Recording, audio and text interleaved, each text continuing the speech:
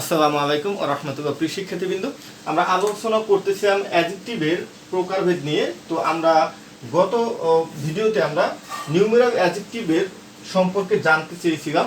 তো এর মধ্যে আমাদের মেমোরি ফুল হয়ে গেছিল, এর জন্য আমাদের পরবর্তী এই ভিডিও টিউটোরিয়ালে আবার পরবর্তী আলোচনা করতে হয়েছে। তো প্রিয় শিক্ষার্থী, আমরা নিউমেরাল অ্যাডজেক্টিভ থেকে শুরু করছি।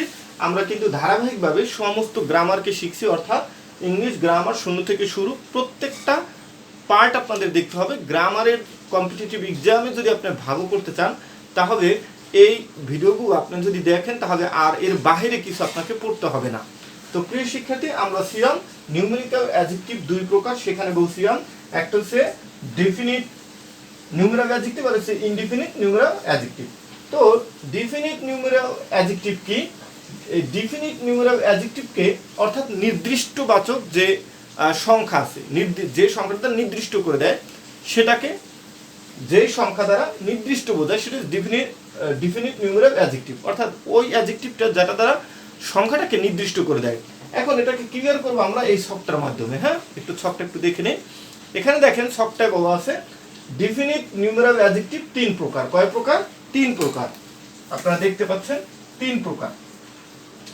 এক, cardinal numeral adjective, ordinal numeral adjective, multiplicative numeral adjective. তাহলে এই ডিফিনিট নিউমেরাল অ্যাডজেক্টিভকে আবার তিন ভাগে ভাগ করেছে: কার্ডিনাল, অর্ডিনাল, মাল্টিপ্লিকেটিভ। হ্যাঁ, এই তিন ভাগে ভাগ করা হয়েছে। তাই কার্ডিনাল অ্যাডজেক্টিভ কি 1 2 3, অর্ডিনাল কি ফার্স্ট সেকেন্ড থার্ড, মাল্টিপ্লিকেটিভ হচ্ছে সিঙ্গেল ডাবল ট্রিপল ফোর্থ এরকম যেগুলো আছে। ক্লিয়ার? তো প্রিয় শিক্ষার্থী, আমাদের এখান থেকে জানতে হবে জাস্ট কোনটা কোন অ্যাডজেক্টিভের মধ্যে পড়ছে, কারণ একটু প্রশ্ন ঘুরে গিয়ে এটা দিতে পারে যে ডাবল কোন অ্যাডজেক্টিভ, হ্যাঁ, বা সেকেন্ড এরকম দিব যে she is my second wife. ঠিক আছে, এখন দিব সেকেন্ড ওয়াইফ, সেকেন্ড কোন অ্যাডজেক্টিভ। এখন আপনি তো জানেন যে ওয়াইফ মানে নাউন, নাউনের আগে সেকেন্ড আছে একটা অ্যাডজেক্টিভ, সেখানে অপশন দিব শুধু অ্যাডজেক্টিভ। তারপর দিয়ে দিব আপনার এই যে definite numeral adjective, indefinite numeral adjective. তো নির্দিষ্ট যখন যেটা অ্যান্সার, সেটা আপনাকে বের করে অ্যান্সারটা করতে হবে। এই জন্য এগুলো সব জানতে হবে আপনাদের। হ্যাঁ, তাহলে ডেফিনিট নিউমেরাল অ্যাডজেক্টিভ এগুলো জাস্ট আপনি একটু মনে রাখবেন যে ডেফিনিট নিউমেরাল অ্যাডজেক্টিভ হচ্ছে তিন প্রকার। একটা হচ্ছে কার্ডিনাল, অর্ডিনাল, মাল্টিপ্লিকেটিভ। ঠিক আছে, আচ্ছা গেল। তাহলে ইনডিফিনিট নিউমেরাল অ্যাডজেক্টিভ কি? ইনডিফিনিট নিউমেরাল অ্যাডজেক্টিভ হচ্ছে যেগুলো অনির্দিষ্ট থাকে, যেমন সাম। সাম একটি কি? কিছু। এখানে কিছুটা কি, কতটুকু কেউ বুঝে না, অনির্দিষ্ট। মেনি, মাস, ফিউ, অল, এনাফ, এগুলো হচ্ছে ইনডিফিনিট নিউমেরাল অ্যাডজেক্টিভ। তো প্রিয় শিক্ষার্থী, গেল নিউমেরাল অ্যাডজেক্টিভের প্রকারভেদ জানলাম। আর এর আগের ভিডিও টিউটোরিয়াল কিন্তু আমরা অ্যাডজেক্টিভের প্রকারভেদের এইগুলো সম্পর্কে জানছি, এবং সেই ভিডিওটা যারা দেখেন না অবশ্যই দেখে তারপর এখানে এই ভিডিওটা দেখে উপকার হবেন বেশি। এরপর বলছিলাম প্রমিনাল অ্যাডজেক্টিভ কি। প্রমিনাল অ্যাডজেক্টিভ সম্পর্কে আমরা ওই ভিডিওতে বলে দিয়েছি যে সর্বনাম যুক্ত যে আমাদের অ্যাডজেক্টিভগুলো আছে, যখন অর্থাৎ প্রোনাউন, যে প্রোনাউন দিয়ে যখন কোনো প্রোনাউন, আমরা তো প্রোনাউন অধ্যায়ে কিন্তু প্রোনাউন সব বিস্তারিত জানছি, ওই প্রোনাউনগুলো যখন কোনো নাউনের পূর্বে বসে তখন যে অ্যাডজেক্টিভটা হয় সেটা হচ্ছে প্রমিনাল অ্যাডজেক্টিভ। এখন এই প্রমিনাল অ্যাডজেক্টিভ আবার কত প্রকার? 5 প্রকার। সেটা হচ্ছে demonstrative adjective, distributive adjective, interrogative adjective, possessive adjective, relative adjective. ঠিক আছে, আমি আবারও বলে দিচ্ছি, একটু আপনারা লিখে নিতে পারেন। Demonstrative, distributive, interrogative, possessive, relative. এখন এটা আবার কিভাবে হয় দেখেন। আমরা জানি কি ডিমনস্ট্রেটিভ প্রোনাউন জানছি না, প্রোনাউন অধ্যায় কিন্তু আমরা একদম বিস্তারিত শিখছি। হ্যাঁ, যে ডিমনস্ট্রেটিভ প্রোনাউনগুলো কি কি সেগুলো কিন্তু শিখছি। যারা প্রোনাউন অধ্যায়ের সমস্ত ভিডিওগুলো দেখেন না, তারা প্রথম থেকে প্রোনাউন চ্যাপ্টার থেকে সব দেখে আসতে পারেন, অথবা যদি পারেন একদম প্রথম থেকে ভিডিওগুলো দেখেন, তাহলে আপনার জন্য একদম শূন্য থেকে আরও সুন্দর শিখতে পারবেন। তো দেখেন, ডিমনস্ট্রেটিভ প্রোনাউন জানি দিস, দ্যাট, দেস, দোস, এগুলো। তো এইগুলো যখন কোনো নাউনের পূর্বে বসে তখন সেটা ডিমনস্ট্রেটিভ অ্যাডজেক্টিভ হয়। যেমন দিস বুক, এই বই। এখানে বুকটা নাউন, আর নাউনের আগে যেটা বসে সেটা কি? অ্যাডজেক্টিভ। সুতরাং এটা কি এখন? অ্যাডজেক্টিভ। এই দিসটা আমার প্রোনাউন নাই, এখন এটা ডিমনস্ট্রেটিভ অ্যাডজেক্টিভ। ক্লিয়ার? আশা করি বুঝতে পারছেন। এরপর দেখেন, আমরা জানি ডিস্ট্রিবিউটিভ অ্যাডজেক্টিভ কি? ইস একটা কি? Distributive adjective. তাহলে কোনো নাউনের পূর্বে যখন এই ডিস্ট্রিবিউটিভ প্রোনাউনটা বসে তখন সেটা ডিস্ট্রিবিউটিভ অ্যাডজেক্টিভ হয়ে যায়। যেমন এস বুক, এখানে এসটা কি ডিস্ট্রিবিউটিভ অ্যাডজেক্টিভ।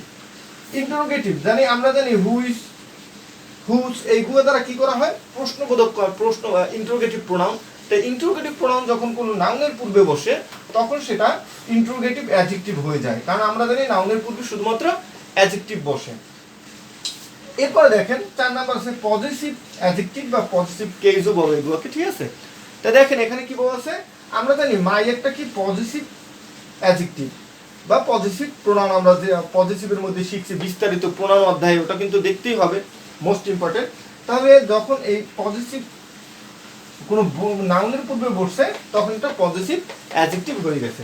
এরপরে দেখেন রিলেটিভ প্রোনাউন বা রিলেটিভ অ্যাডজেক্টিভ কি, রিলেটিভ অ্যাডজেক্টিভ, রিলেটিভ যে প্রোনাউনগুলো আছে সেগুলো যখন কোনো দুইটা সেন্টেন্সের মাঝে বসে, একটা নাউন নিয়ে দুইটা সেন্টেন্সের মাঝে বসে তখন সেটা রিলেটিভ অ্যাডজেক্টিভ হয়ে যায়। তো প্রিশিক্ষিত এটা বোঝার জন্য যে উদাহরণটা দিচ্ছি সেটা ভালো দেখা যাচ্ছে না, আমি আপনাদের ক্লিয়ার করার জন্য সেন্টেন্সটা আমি একটু এগো মুছে দিয়ে সেন্টেন্সটা সুন্দর করে লিখে বুঝিয়ে দিচ্ছি। কারণ কি রিলেটিভ প্রোনাউনটা একটু রিলেটিভ অ্যাডজেক্টিভ কিভাবে হয়, আমরা রিলেটিভ প্রোনাউন জানি যে রিলেটিভ প্রোনাউন কি, যেটা দুইটা সেন্টেন্সকে একত্রিত করে তখন ওই এটা রিলেটিভ প্রোনাউন হয়। কিন্তু রিলেটিভ অ্যাডজেক্টিভ কিভাবে হয় আমি উদাহরণটা একটু এখানে লিখে দিচ্ছি। উই স, আমরা দেখলাম, some people whose car had broken.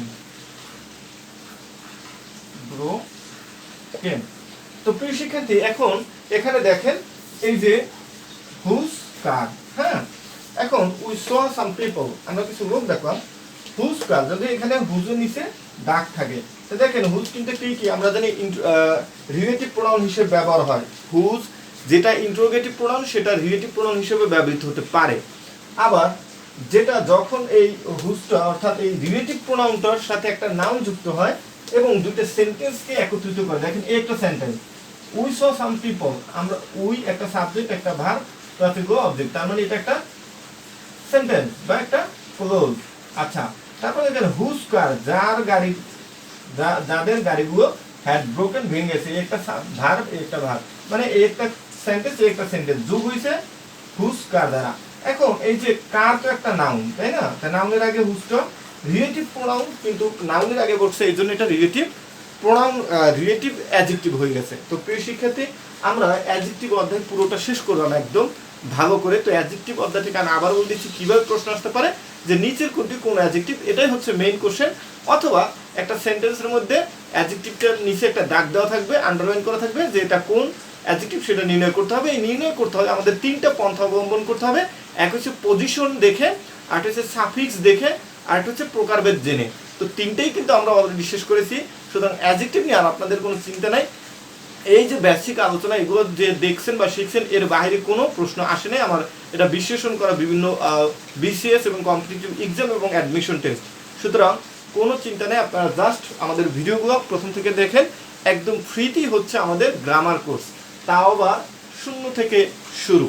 তো যারা নতুন দেখছেন তারা অবশ্যই সাবস্ক্রাইব করে পাশে থাকুন পরবর্তী ভিডিওগুলো সবার আগে দেখার জন্য। আর যারা অলরেডি আমার সাথে আছেন এবং সাবস্ক্রাইব করছেন তাদের জন্য তো